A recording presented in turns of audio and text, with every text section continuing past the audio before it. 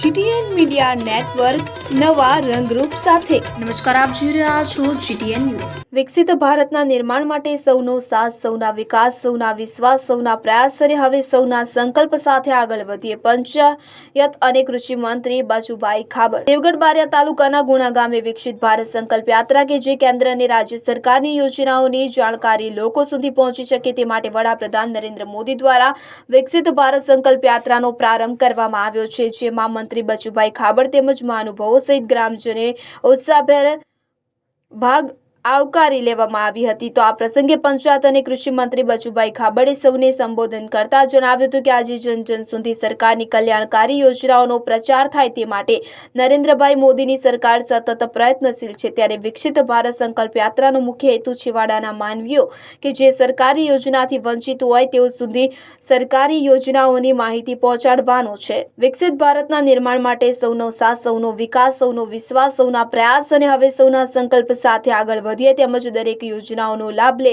તેમજ લાભ લેવા પાત્ર તમામ લાભાર્થીઓને લાભ મળી રહે તે આવશ્યક છે। દેવગઢ બારિયાના ગુણા ગામે મંત્રી અને મહાનુભાવોને હસ્તે લાભાર્થીઓને કીટ વિતરણ, સહાય પ્રમાણપત્ર, કાર્ડ વિતરણ સાથે અન્ય યોજના અંતર્ગત કીટ વિતરણ કરવામાં આવ્યા હતા, જેમાં ઉપસ્થિત જિલ્લા પંચાયત ઉપપ્રમુખ અરવિંદાબેન પટેલિયા, પ્રાંત અધિકારી જ્યોતિબા ગોહિલ, નાયબ જિલ્લા વિકાસ અધિકારી મામલતદાર સમીરભાઈ પટેલ, તાલુકા વિકાસ અધિકારી, પદાધિકારીઓ, સરપંચ સહિત ગ્રામજનો વગેરે ઉપસ્થિત રહ્યા હતા। રિપોર્ટર અબ્દુલ રજાક મંસૂરી, દેવગઢ બારિયા।